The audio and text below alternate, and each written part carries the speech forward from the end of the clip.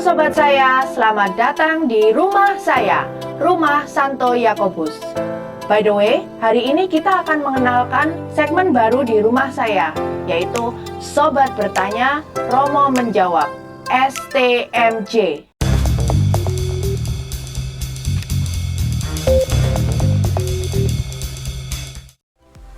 STMJ adalah kesempatan bagi sobat saya untuk bertanya apa saja kepada Romo, tentunya yang berhubungan dengan iman Katolik. Nah, kali ini yang akan menjawab pertanyaan sobat saya adalah Romo Nano. Selamat pagi, para sobat saya. Bertemu lagi dalam kesempatan ini. Saya akan berusaha menjawab pertanyaan seputar Rosario. Kita langsung mulai saja ya, Mo. Pertanyaan pertama, ada yang menanyakan mengenai sejarah Rosario. Pertanyaan ini dari Calvin W. Oke, sejarah Rosario. Ya, dari beberapa sumber yang saya baca, memang tidak ada kejelasan pasti, tapi dalam perjalanan waktu akan nampak. Abad awal-awal terjadi itu, kemudian ada untaian, kemudian disebut Rosari. Itu sejauh yang saya ingat itu seputar abad 15-16an. Nah, itu kemudian disebut Rosario. Ada rumusan Bapak kami dan sebagainya. Memang dulu awal memang ada tiga misteri, tiga peristiwa. Jadi gembira, sedih, dan mulia. Nah, memang pada era itu kemudian umat juga mendaraskan mazmur, karena setiap peristiwa ada 5, 10, 50 kali 3, nah itu kemudian 150, maka didoakan itu. Didoakan itu sebagai pengganti Rosario. Jadi mendaraskan mazmur ada 150, jumlahnya 150. Nah, kemudian dalam perjalanan waktu kemudian disebutkan juga Santo Dominikus. Santo Dominikus dia mendapatkan penampakan dengan Bunda Maria, dan dia kemudian menyebarluaskan Rosario itu karena pada zamannya ada aliran bid'ah yang disebut Albigensian. Nah, aliran bid'ah itu tidak percaya pada misteri inkarnasi. Maka Santo Dominikus tanda petik menyosialisasikan melalui doa Rosario. Nah, kemudian dalam perjalanan waktu Rosario kemudian makin banyak dikenal umat abad 16-17. Saat itu ketika ada peristiwa, konteks seingat saya konteks perang salib, nah itu Ottoman, Turki, dan Kristen era itu. Nah, pada saat itu Paus Pius ke-5 mengajak seluruh umat untuk berdoa Rosario, memohon supaya ekspansi itu tidak merebut yang umat-umat Kristen. Nah, itu. Kemudian Paus Pius yang ke-5 mengajak umat untuk mendoakan itu. Itu terjadi tahun 1571. Nah, kemudian kalau kita ingat, kemudian sekarang Oktober, kenapa Oktober disebut sebagai bulan Rosario? Karena peristiwa itu tanggal 7 Oktober 1571 di daerah Lepanto, pertempuran itu. Dan Gereja Katolik meyakini melalui doa, melalui perantaraan Bunda Maria, berdoa bersama Bunda Maria, tanda petik kemenangan ada di pihak Kristen pada saat itu. Nah, itu. Nah, kemudian dalam perjalanan waktu, dulu Rosario disebut Bunda Maria Ratu Kemenangan. Kemudian Paus Gregorius ke-13 mengubah sebutan itu, gelar itu menjadi Ratu Rosari. Sedangkan kemudian yang menetapkan bulan Oktober sebagai bulan Rosario adalah Paus Leo ke-13. Paus Leo ke-13. Nah, itu. Nah, sehingga sekarang kita pun juga diingatkan kenapa Oktober kita diajak, umat Katolik diajak untuk mendoakan Rosario, berdoa bersama Bunda Maria. Karena untuk mengenang peristiwa itu.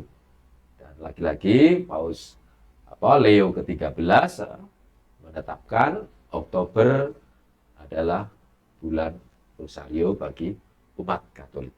Itu sekilas sejarah yang sejauh saya tahu dan saya ingat. Nah, itu. Oke, seperti yang Romo bilang tadi ya, jadi bulan Oktober ini kan bulan Rosario. Nah, ini ada pertanyaan nih Mo, dari ID-nya Bernie Cheesecake.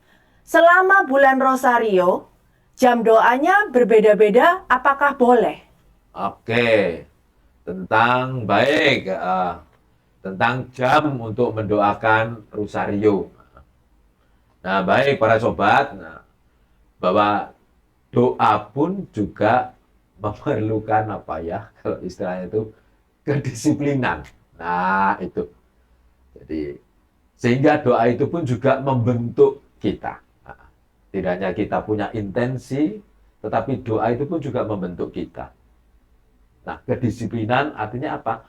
Kalaupun para sobat atau mencintai Rosario, dan pasti tidak hanya dalam bulan Oktober kita doa Rosario, kemudian bulan yang lainnya tidak, enggak.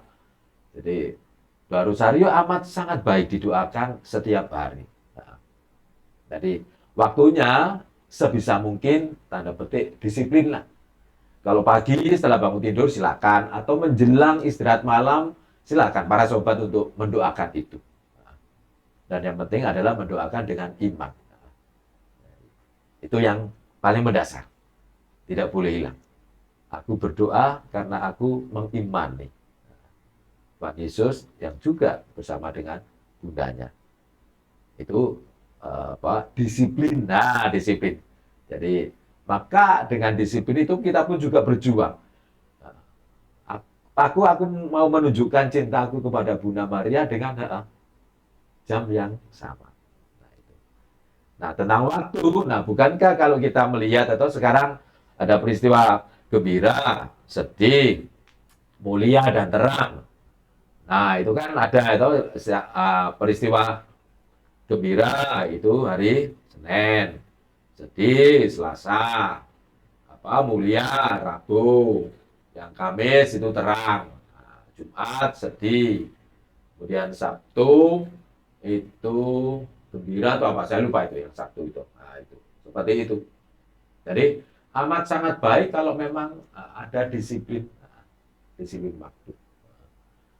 Sisi lain tadi saya mengatakan hari Senin bukan berarti itu harus, enggak, no? Itu hanya tuntunan, panduan. Panduan. Nah, lebih lengkapnya bagaimana ya, kalau teman-teman sobat saya punya puji syukur ya silakan dilihat di puji syukur nomor 213. Nah, itu tuntunan Rosario, peristiwa gembira hari apa dan sebagainya ada di situ. Jadi doa pun juga perlu disiplin. Nah, sehingga kita diingatkan bahwa iya. Nah, begitu. Oke, silakan. Nah, kalau ini apabila lupa sehari doa Rosarionya, apa boleh diganti double doanya besoknya? Nah, lupa. Namanya lupa ya. Ya lupa. Obat lupa nggak ada ya. Dokter lupa juga nggak ada. Lupa dalam arti lupa sungguh, artinya dengan kesadaran, bukan untuk mengabaikan. Maka tadi saya katakan doa itu pun juga perlu tanda petik disiplin. Nah, di situ. Jadi kalau aku minimal aku diingatkan, aku mau doa Rosario lah. Aku mau tidur. Nah, ya reka-reka saja mau tidur aku mungkin jam 10, mau tidur ya sebelumnya aku mendoakan doa Rosario. Jadi kalau lupa itu dalam arti di luar kemampuan kita, keterbatasan kita ya memang. Nah, besok nggak usah didobel buat saya itu. Karena tadi ada hari ya toh. Kita lupa hari Senin. Nah, padahal sesuai lagi-lagi Senin, Selasa, Rabu peristiwa ini hanya tuntunan, hanya pedoman. Jangan sampai punya pikiran kalau hari Selasa misalkan tuntunannya, pedomannya sedih, kemudian aku mendoakan peristiwa yang gembira, kemudian dosa dan sebagainya. Tidak, jangan sampai itu. Tapi kalau lupa, ya lupa. Maka menjadi ingatan, warning, ya aku nggak akan lupa. Karena aku sudah komitmen dan aku harus disiplin. Nah, begitu, sobat. Oke, semoga bisa menjawab pertanyaan dari sobat saya tadi ya. Lalu tadi Romo ada bilang kalau referensinya adalah puji syukur. Nah, ini ada beberapa pertanyaan dari sobat saya mengenai susunan doa rosario. Saya bacakan yang pertama ya, Mo. Oh, Romo yang benar, peristiwa Bapa kami, kemuliaan, terpujilah, doa Fatimah atau peristiwa, Bapa kami, Salam Maria, kemuliaan, terpujilah, doa Fatimah. ya, baik. Tadi makanya saya singgung tentang apa ya, salah satu buku apa ya, panduan untuk umat yang apa yang ini sudah diakui oleh gereja dan bisa dibaca, dipelajari oleh umat, yaitu dari puji syukur. Jadi puji syukur nomor 213. Nah, kemudian memang dalam kenyataan di lapangan memang ada tambahan doa itu yang biasanya disebut doa Fatimah. Doa Fatimah. Nah, itu sebagai opsional, bukan wajib, tapi opsional. Opsional. Itu. Jadi yang kalau itu dilakukan tidak apa-apa, sebagai opsi, bisa ditambahkan, bisa tidak. Tapi yang doa rosario yang seperti ada di puji syukur, nah itu doa rosario yang memang dianjurkan oleh para bapak suci. Kendati toh kita juga mengenal beraneka macam jenis doa rosario itu. Jadi silakan melihat di panduannya puji syukur nomor 213 tentang doa Fatimah. Silakan mau ditambahi atau tidak, monggo. Jangan sampai menjadi beban. Nah, silakan. Begitu. Doa rosario juga identik dengan peristiwa-peristiwa tadi ya, Mo. Ya. Ini ada pertanyaan dari sobat saya. Kalau doa rosario tanpa membaca peristiwa, apakah boleh? Nah, oke. Para teman sobat saya, jadi doa rosario itu adalah doa kontemplatif. Jadi rumusannya sama itu. Nah, itu. Ritmenya sama. Membuat kita membantu untuk kontemplasi, untuk mengendapkan. Rosario pun itu juga merupakan ringkasan Injil. Maka peristiwa gembira, Ibu Maria menerima kabar, sampai terakhir peristiwa mulia. Jadi 4 peristiwa yang sudah kita miliki sekarang itu rangkuman Injil. Rangkuman Injil. Itu yang kedua itu. Jadi rosario mengajak kita untuk belajar, untuk refleksi, kontemplasi. Tapi juga doa rosario adalah ringkasan Injil. Jadi Injil itu siapa? Tuhan Yesus. Dan memang selalu bicara tentang Dia. Nah, maka kemudian yang ketiga, rosario pun juga bersifat istilahnya itu kristologis. Jadi sentralnya pasti Tuhan Yesus. Maka doa rosario adalah kita berdoa bersama Bunda Maria. Nah, itu. Jadi lebih tepatnya rosario adalah aku berdoa bersama Bundaku Maria. Nah, itu yang bisa saya sampaikan. Saya lihat Romo juga membawa rosario ya. Oh iya. Ini ada yang penasaran, Mo. Ya. Sobat saya ada yang bertanya, Romo punya berapa rosario sih? Nah, yang jelas, sobat saya, ini bukan rosario milik saya.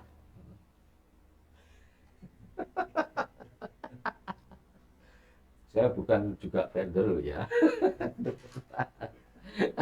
Nah, sobat saya, ini rosario milik saya pribadi dan ini saya membuatnya dan cuma satu-satunya.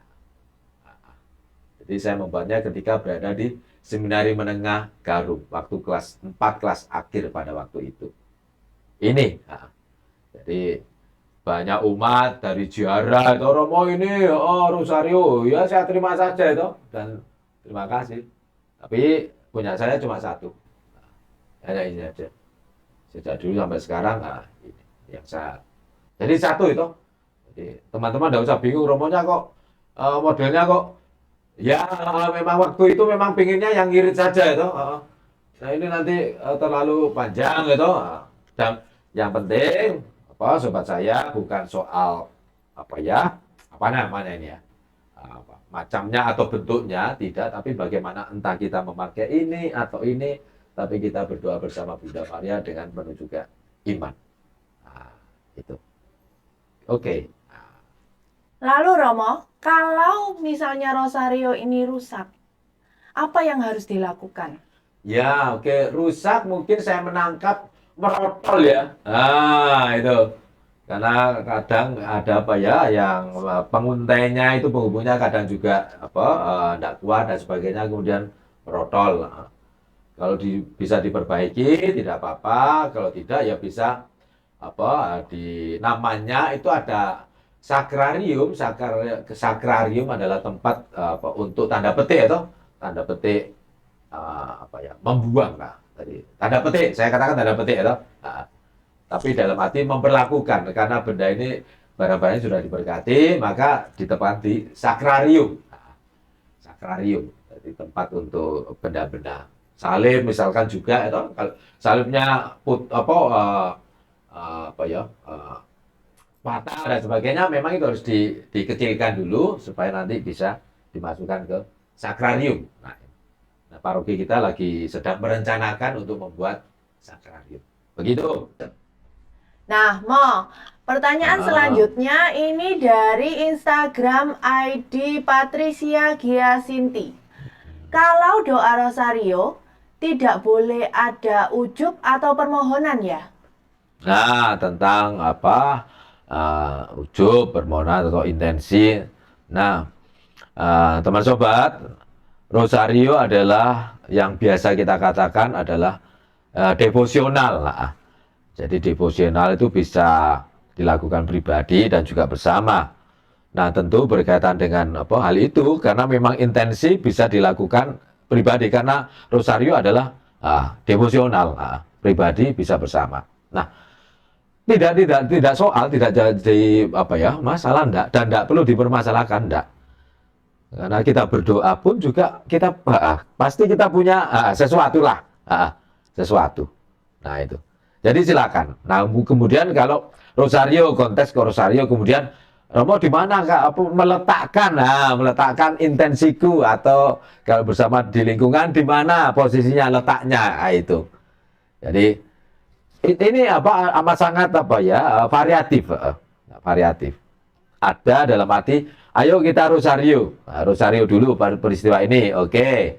Selesai. Nah, itu. Kemudian setelah selesai rosario ada kesempatan untuk masing-masing menyampaikan intensinya.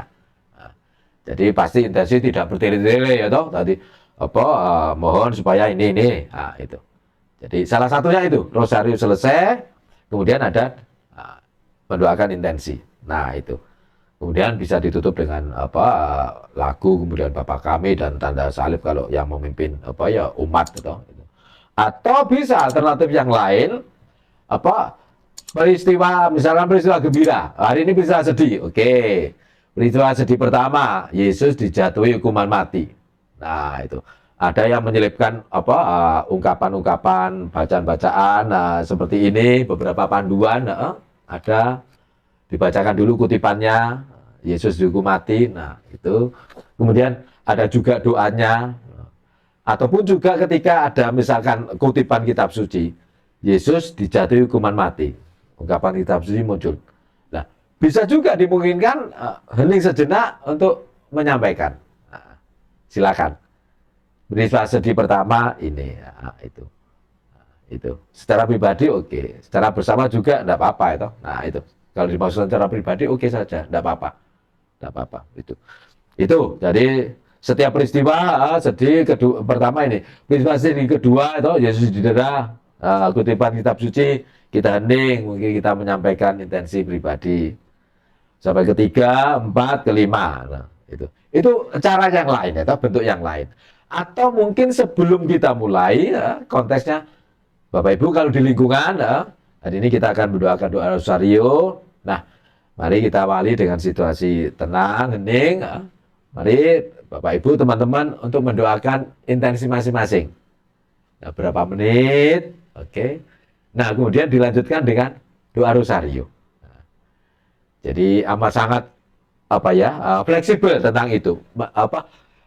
Intensiku, doa permohonanku ini aku sisipkan di mana? Nah, itu di mana itu. Jadi silakan, ada beberapa cara, model itu, ada beberapa model untuk melakukan itu. Tidak apa-apa. Sesuatu yang baik ya, baik. Begitu jawaban saya. Nah, Romo, kalau doa rosario ini kan biasanya didoakan oleh orang Katolik. Iya. Ada sobat yang bertanya, apakah doa rosario boleh didoakan oleh orang yang berbeda keyakinan? Oke. Pertanyaannya apakah boleh? Jawabannya adalah selalu boleh. Nah, doa rosario untuk kita itu, nah biasanya kalau orang Jawa bilang, orang Katolik juga doa tasbih. Nah, itu pasti rumusannya pasti berbeda. Tapi bahwa istilah itu untuk tanda petik, oh ya orang Katolik juga punya tasbih itu. Walaupun tasbihnya rosario. Nah, itu. Tapi kalau soal boleh atau tidak, sesuatu yang mengapa? Karena ini berdoa. Dan saudara kita yang lain, terutama sejauh yang saya tahu, terutama saudara kita yang Muslim, amat sangat menghormati sosok Ibu Maria. Biasa mereka dengan Siti Maryam. Mereka menghormati sungguh. Dan Isa Al-Masih, sungguh. Jadi saudara kita Muslim menghormati itu. Maka kalau orang lain atau beda agama yang lain mau, silakan. Yang penting mereka juga mendoakan ini pasti dengan iman itu. Kenapa aku bukan Katolik tapi aku berdoa rosario itu pasti sosok Maria sesuatu yang memang kita secara kodrati kita manusia. Kalau dibandingkan itu, walaupun kendati tidak boleh rata, anak itu lebih dekat dengan ibunya atau ayahnya, pasti rata-rata dengan ibunya. Maka kita pun juga sebagai anak Bunda Maria, kita pun juga dekat dengan Bunda Maria. Bukan berarti kita jauh dari Santo Yosef, tidak dimaksudkan untuk itu. Tapi kedekatan kita, relasi yang dekat dengan Bunda Maria, itulah yang selalu kita ingat dan pasti kita contoh hidup dari Bunda Maria. Jadi tidak hanya mendoakan Bunda Maria, tetapi juga spirit semangat Bunda Maria juga harus masuk. Aku sebagai hamba, Maria sosok yang kuat memikul salib dan sebagainya, itu pun juga harus masuk. Jadi tidak hanya doa rosario, tidak hanya itu, tapi spirit dari Bunda Maria. Mengapa? Karena kita adalah anak-anak juga dari Bunda Maria. Nah, begitu. Oke, semoga terjawab ya pertanyaan sobat saya. Kita masih punya nih beberapa pertanyaan lainnya. Oke, ya. Tapi saya akan memilih satu pertanyaan terakhir saja karena waktu kita terbatas ya ya. Oke. Kadang rosario digunakan sebagai kalung, ada juga yang ditempatkan di mobil. Benarkah penggunaan seperti itu dan posisi rosario tersebut juga sudah diberkati? Ya, kalau soal boleh ya tidak apa-apa. Yang penting, dan selalu diingat, ini rosario bukan jimat loh ya. Jadi, siji di rumah. Bukan jimat, tidak di situ. Jadi enggak. Jadi rosario apapun atau yang begini atau begini adalah membantu kita untuk mengungkapkan iman kita. Nah, itu. Dan kalaupun toh dipasang misalkan di spion itu, ya kita ingat, nek nyetir kita juga nggak ugal-ugalan. Nah, semacam itu. Jadi tidak hanya, jangan sampai menjadi jimat, jangan pula sampai menjadi aksesori. Oh, ini mobilnya mau Katolik. Nah, cuma untuk aksesori tok. Sembahyang rosario gak ngerti urutannya, gak ngerti peristiwa berapa, gak ngerti apa payah ya toh. Jadi jangan sampai menjadi aksesori ataupun jimat. Tidak dimaksudkan untuk itu. Bahwa semuanya diberkati iya. Supaya apa? Supaya kita juga menjadi nyes ya toh. Baru sehari ini sudah diberkati Romo. Dan aku harus connect.